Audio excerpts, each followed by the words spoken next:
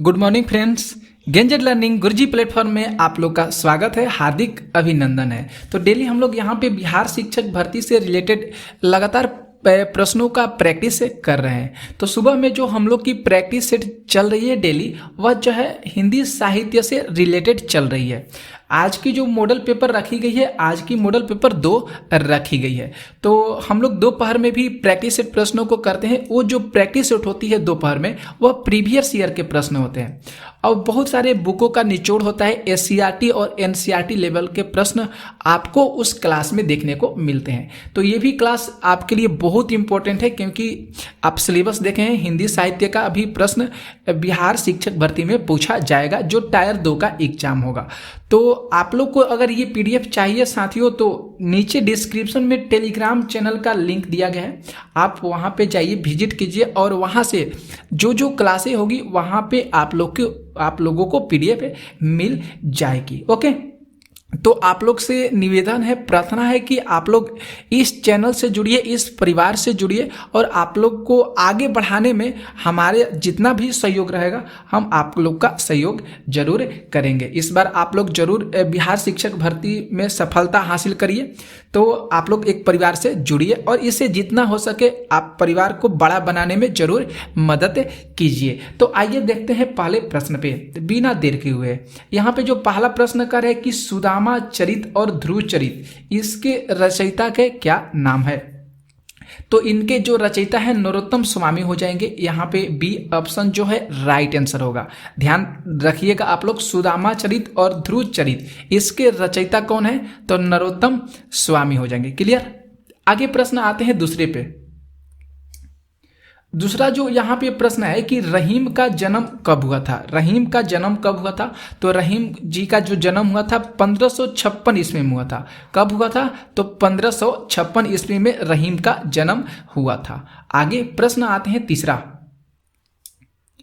तीसरा जो प्रश्न है कि रामानंद को आकाश धर्मा गुरु किस विद्वान ने कहा है? बहुत अच्छा सा प्रश्न है और बहुत मोस्ट इंपॉर्टेंट प्रश्न भी है कि रामानंद जो है, इनको आकाश धर्मा गुरु किसने कहा है, किस कवि ने कहा है? तो हजारी प्रसाद द्विवेदी, HPD इनका जो नाम है। इस तरह भी आप लोग देखे होंगे, HPD भी लिखा रहता है, तो आप लोग के दिमाग में जरूर आ जाएगा या समझ लीजिएगा कि HPD का मतलब हुआ हजारी प्रसाद द्विवेदी, जिन्होंने रामानंद को आकाश धर्मा गुरु के नाम से कहकर पुकारे हैं। ओके, आगे प्रश्न देखिए चौथा। यहाँ पे जो चौथा प्रश्न कर रहा है कि इन कृष्णो उपासक वैष्णव कवियों ने जीवन के प्रति अनुराग जगाया या काम से कम जीने की चाह बनी रहने दी? यह कथन जो है किस विद्वान के द्वारा कहा गया है? बहुत सुंदर सा प्रश्न है और बहुत इंपॉर्टेंट प्रश्न भी है। तो देखें तो यहाँ पे बी ऑप्शन बिल्कुल सही होगा, आचार्य रामचंद्र शुक्ल जी। इनको अगर देखिए हिंदी साहित्य पढ़ा जाता है तो उनको चाचा जी के नाम से जाना जाता है। चाचा जी अगर आप लोग पढ़ते होंगे तो चाचा जी कौन हो जाएंगे? तो आचार्य रामचंद्र शुक्ल जी हो जाएंगे। ये जो कथन है रामचंद्र शुक्ल जी के द्वारा कहा गया है और रामचंद्र शुक्ल जी ने हिंदी साहित्य के इतिहास लिखे हैं। अभी तक से सबसे बड़े विद्वान जो हैं आचार्य रामचंद्र शुक्ल जी ही को ही माना जाता है। क्लियर। आगे प्रश्न देखिए 5। यहाँ पे जो 5 नंबर प्रश्न है साथियों कि रामानंद संप्रदाय की सबसे पहली और प्रधान गद्दी गलता जयपुर में किसने स्थापित की? बहुत अच्छा सा ये भी प्रश्न है। तो किसने स्थापित की? तो कृष्णदास पयहारी ने। कृष्णदास पयहारी ने रामानंद की जो सबसे पहली और प्रधान गद्दी है वह कहाँ पे स्थापित किए हैं? तो जयपुर में स्थापित किए हैं कृष्णदास पयहारी ने। ओके, आगे प्रश्न देखिए 6 नंबर। 6 जो प्रश्न है कि नंददास कृत रास पंचा अध्यायी में कितने छंद है? तो नंददास की जो कृति है एक रास पंचा अध्यायी है, रचना है, याद रखिएगा। नंददास की रचना कौन सी हो जाएगी? तो रास पंचा अध्यायी हो जाएगी। ओके, और इसमें कितने छंद हैं? तो इसमें 5 छंद है। कितने छंद है साथियों? तो इसमें 5 छंद है। आगे प्रश्न देखिए 7 नंबर। अच्छा सा प्रश्न आ गया। प्रश्न कर रहे कि रहीम का हृदय द्रवीभूत होने के लिए कल्पना की उड़ान की अपेक्षा नहीं रखता था। वह संसार के सच्चे और प्रत्यक्ष व्यवहारों में ही द्रवीभूत होने के लिए पर्याप्त स्वरूप पा जाता है। ये जो कथन है ये किस विद्वान के द्वारा कथन कहा गया है? तो अभी बताएं चाचा जी। चाचा जी का नाम जब भी सुनिएगा तो आपके दिमाग में तुरंत आ जाना चाहिए कि ओ चाचा जी का मतलब रामचंद्र शुक्ल जी की बात यहाँ पे हो रही है। तो ये जो कथन है आचार्य रामचंद्र शुक्ल जी के द्वारा कहा गया है। ओके, आगे प्रश्न देखिए, यहाँ पे जो 8 प्रश्न है कि प्रभु मेरे अवगुण चित्त न धरो कि कै रचयिता कौन है? प्रभु मेरे अवगुण चित्त न धरो कि रचयिता कौन है? तो इनके रचयिता सूरदास हैं। इनके रचयिता कौन हो जाएंगे? तो इनके रचयिता सूरदास हो जाएंगे। आगे प्रश्न देखिए 9 जो प्रश्न है कि अब के राखी लेहु भगवान हो, अब के राखी लेहु भगवान हो, अनाथ बैठो द्रुम डरिया, अनाथ बैठो द्रुम डरिया, पारिधि साधे बान पाद, ये जो पद है इसके रचयिता कौन है? तो इसके भी रचयिता सूरदास ही होंगे। इसके भी रचयिता कौन हो जाएंगे? तो इसके भी रचयिता सूरदास ही हो जाएंगे। ठीक है, ये सारे प्रश्न आप लोग को समझ में आ रहे होंगे और क्लियर होता जा रहा होगा सारे प्रश्न, और आपके दिमाग में भी प्रश्न आ रहे होंगे। 10 प्रश्न है कि निम्नलिखित में से असंगत छाती है। पुष्पदंत कृत महापुराण, रईंद्र कृत पद्म पुराण, एकनाथ कृत कंब रामायण और गिरधर स्वामी जो हो जाएगा गिरधर स्वामी कृत, यहाँ पे हो जाएगा तो गिरधर स्वामी कृत हो जाएगा। तो देखें तो यहाँ पे कौन सा ऑप्शन सही हो रहा है? गलत हो रहा है। तो असंगत में जो सी है ये सही होगा। एकाथनाथ कृत जो हो जाएगा ये कंब रामायण हो जाएगा। गिरधर कृत जो हो जाएगा यहाँ पे स्वामी हो जाएगा। तो ये जो है सी ऑप्शन जो है यहाँ पे गलत होगा। आगे प्रश्न देखिए 11 प्रश्न है कि एकनाथ कृत भावार्थ रामायण किस भाषा में रचित है? तो ये जो भाषा है मराठी भाषा में रचित है। किस भाषा में रचित हो जाएगा? तो मराठी भाषा में रचित है। 12 प्रश्न देखिए, 12 जो प्रश्न है कि स्वामी अग्रदास कृत रचनाएं कौन सी है? मतलब यहाँ पे जो 4 ऑप्शन दिए गए हैं इसमें से देखना है कि स्वामी अग्रदास जो हैं इनके द्वारा कौन कौन सी रचनाओं को लिखा गया है। तो राम भजन मंजरी, ध्यान मंजरी, पदावली, अष्टायम, उपासना बावाली, हितोपदेश भाषा और पदावली, भाषा पदावली। तो यहाँ पे जो स्वामी अग्रदास के द्वारा जो है ये सारी रचनाएं लिखी गई है। तो डी ऑप्शन जो है यहाँ पे सही हो रहा है। आगे प्रश्न पे आते हैं 13 जो प्रश्न है कि भक्तमाल एक ऐसा अपूर्व ग्रंथ है कि परवर्ती काल में इसकी एक परंपरा स्थापित हो गई है। यह कथन जो है किसका है? तो ये भी कथन जो है हजारी प्रसाद द्विवेदी जी का कथन है। HPD किनका हो जाएगा? तो HPD जी का कथन है। आगे प्रश्न देखते हैं 14 जो प्रश्न है कि तुलसीदास को मुगल काल का सबसे बड़ा व्यक्ति किसने माना है? तुलसीदास को मुगल काल का सबसे बड़ा व्यक्ति किसने माना है? तो स्मिथ ने माना है। किसने माने हैं दोस्तों? तो स्मिथ जी ने तुलसीदास को मुगल काल का सबसे बड़ा व्यक्ति माने हैं। आगे प्रश्न आते हैं 15 प्रश्न है कि रामायण महानाटक के रचयिता कौन है? रामायण महानाटक के रचयिता कौन है? तो रामायण महानाटक के रचयिता प्राणचंद चौहान हो जाएंगे। कौन हो जाएंगे? तो प्राणचंद चौहान जो है रामायण महानाटक के रचयिता हैं। आगे प्रश्न पे आते हैं 16। बहुत अच्छे प्रश्न है साथियों BPSC के लिए, और ऐसे ही प्रश्न BPSC के द्वारा पूछे जाते हैं।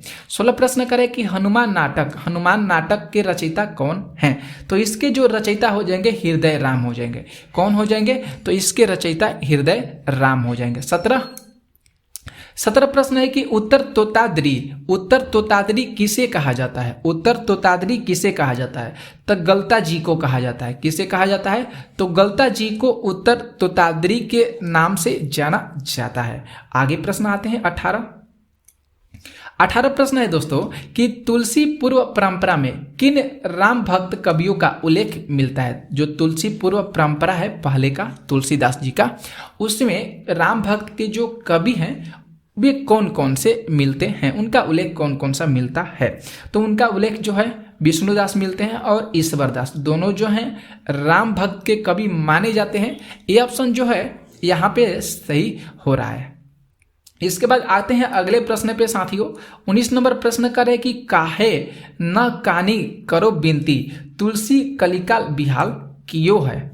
उक्त पंक्तियां जो है ये यहाँ से लेकर यहाँ तक जो पंक्तियां दी गई है, इसमें तुलसीदास जी ने कलयुग की भयानकता को प्रकट करते हुए लिखते हैं। और ये जो लिखे हैं वह उनकी कौन सी एक रचना है जिसमें ये जो पंक्तियां है तुलसीदास जी के द्वारा लिखा गया है, ये बातें कर रहा है। तो यहाँ पे जो कवितावली है, तुलसीदास की रचना है कवितावली, इसी में ये बातें को तुलसीदास जी ने प्रकट किए हैं कि काहे न कानी करो बिनती, तुलसी कलिकाल बिहाल कियो है। ओके, आगे प्रश्न देखिए 20 नंबर जो प्रश्न है कि सूरदास द्वारा रचित सूरसागर।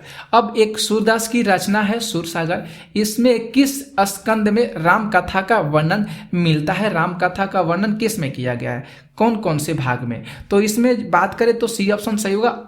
यहाँ पे ए और बी दोनों में किया गया है। प्रथम और नौवा जो वर्ग है, नौवा स्कंद है, उसमें जो है राम कथा का वर्णन किया गया है। आगे प्रश्न देखिए 21 नंबर। 21 प्रश्न है कि तुलसीदास ने रामचरितमानस, तुलसीदास की एक रचना है रामचरितमानस। साथ ही साथ देखिए यहाँ से भी प्रश्न पूछे जा सकते हैं, या आप लोग जरूर इसको माइंड में जरूर याद रखिएगा कि तुलसीदास की रचना का नाम क्या है। तो तुलसीदास की एक रचना का नाम है रामचरितमानस। के किस कांड में कलयुग का वर्णन किया गया है। तो उत्तर कांड में कलयुग का वर्णन किया गया है। ए ऑप्शन यहाँ पे सही हो रहा है। आगे प्रश्न आते हैं 22।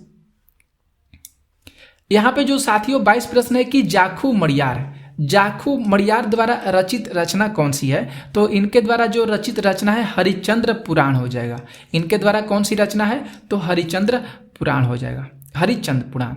23 नंबर प्रश्न है आचार्य शुक्ल ने राम काव्य परंपरा का प्रथम कवि किसे माने हैं। रामचंद्र आचार्य जो शुक्ल हैं, ये राम काव्य परंपरा के प्रथम कवि किसको माने हैं। तो प्रथम कवि जो है रामानंद को ही माने हैं। किसको माने हैं साथियों, तो रामानंद को ही माने हैं। 24 प्रश्न देखिए। 24 प्रश्न है कि राम भक्ति में स्वसुखी के प्रवर्तक कौन है। तो राम भक्ति में स्वसुखी के प्रवर्तक जो हैं रामचरण दास हैं। कौन है दोस्तों, तो रामचरण दास जो हैं राम भक्ति में स्वसुखी के प्रवर्तक हैं।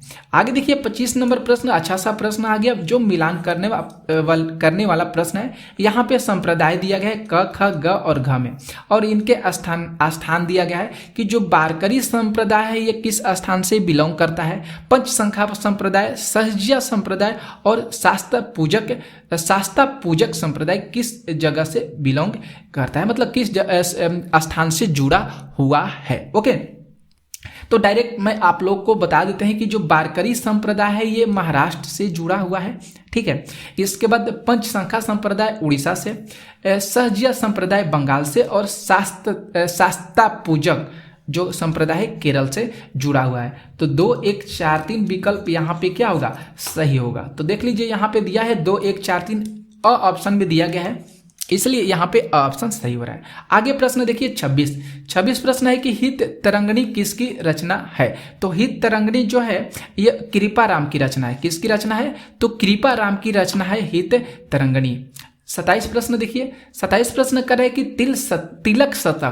तिलक शतक और अलग शतक किसकी रचना है। बहुत मस्त प्रश्न है साथियों।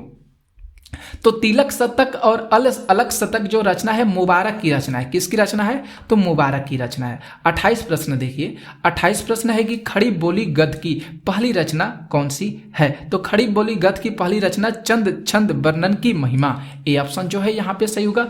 चंद छंद वर्णन की महिमा जो है ये खड़ी बोली की पहली गद्य रचना मानी जाती है। आगे देखिए प्रश्न, बहुत अच्छा सा प्रश्न आ गया साथियों, मिलान करने वाला प्रश्न है। रचनाकारों और उन रचनाकारों के साथ सुमेलित करना है। यहाँ पे रचनाएं दिया गया है और यहाँ पे रचनाकार दिए गए। तो मिराजुल आस्किनी, सबरस और गुलशने इश्क। तो चलिए हम लोग यहाँ पे मिलान करते हैं दोस्तों, देख लेते हैं एक बार। जो मिराजुल आस्किनी है ये गेसुद्दराज बंदा नवाज का ये क्या है, रचना है। ठीक है, इसके बाद सबरस की बात करें तो मुल्ला वजही, गुलशने इश्क नुसरती की ये क्या है, रचना है। तो 2 1 3 यहाँ पे विकल्प सही होंगे। तो आइए हम लोग देख लेते हैं।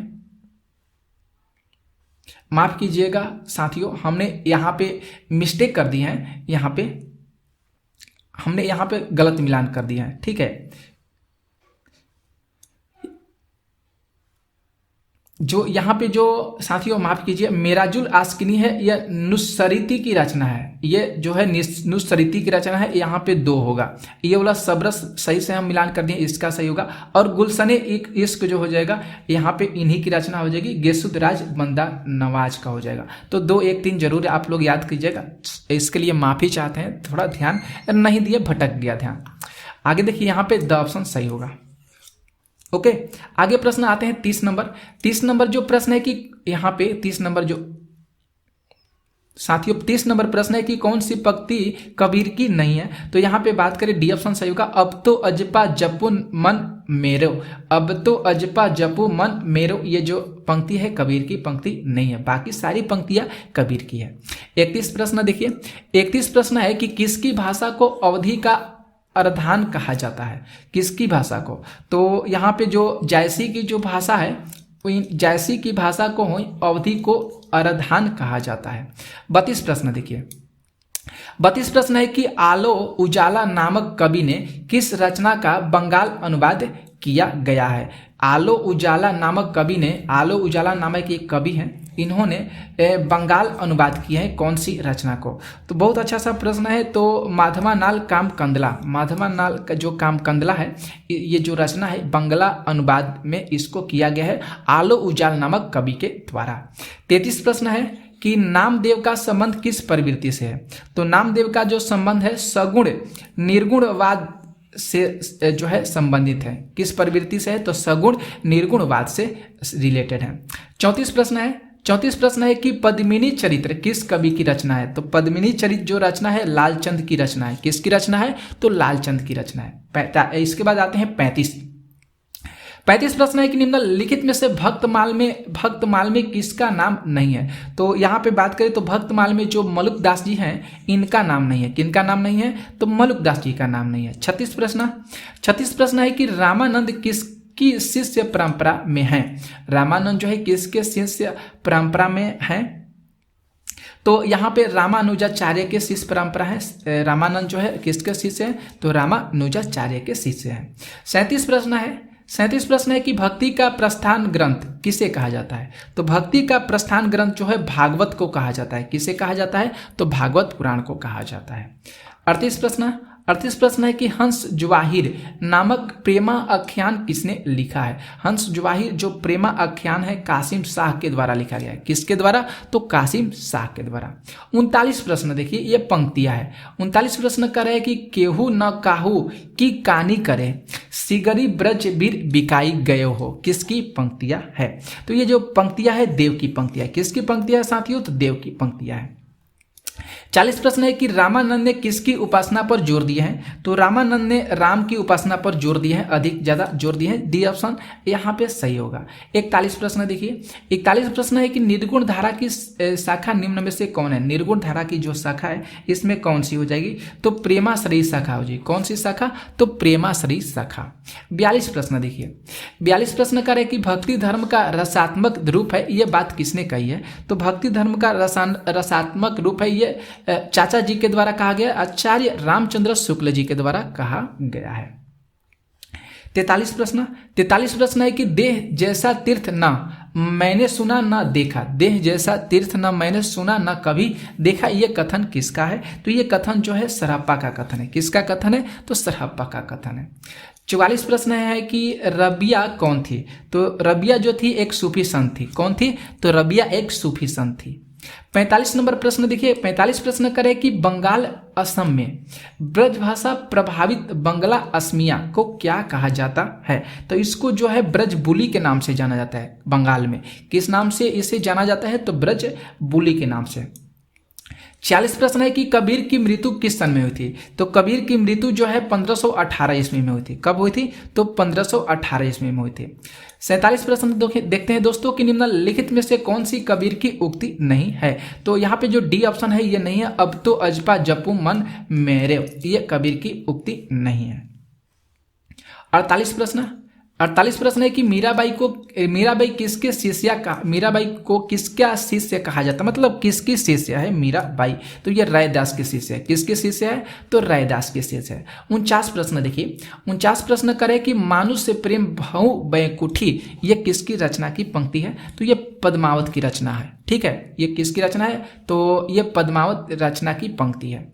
50 प्रश्न देखते हैं। 50 प्रश्न है कि निम्नलिखित में से कौन सी पंक्ति पद्मावत की नहीं है, तो यहाँ पे जो बी ऑप्शन है कि चंदन की बन बन उपजे बिरह की तन तन सोई, ये जो पंक्तियां है पद्मावत की पंक्तियां नहीं है। बी ऑप्शन यहाँ पे क्या होगा, राइट आंसर होगा। तो दोस्तों हम लोग डेली यहाँ पे 50 प्रश्न करें, आज भी 50 प्रश्न किए हिंदी साहित्य से रिलेटेड। कैसा लगा आप लोग को आज की लेक्चर जरूर कमेंट करके बताइएगा, और जितना हो सके आप लोग जरूर शेयर कर दीजिएगा। तो मिलते हैं हम लोग दोपहर में बिहार शिक्षक संबंधित प्रीवियस ईयर के प्रश्नों के साथ। तो आप लोग इस चैनल पर बने रहिएगा। तब तक के लिए बाय बाय, जय हिंद, जय भारत।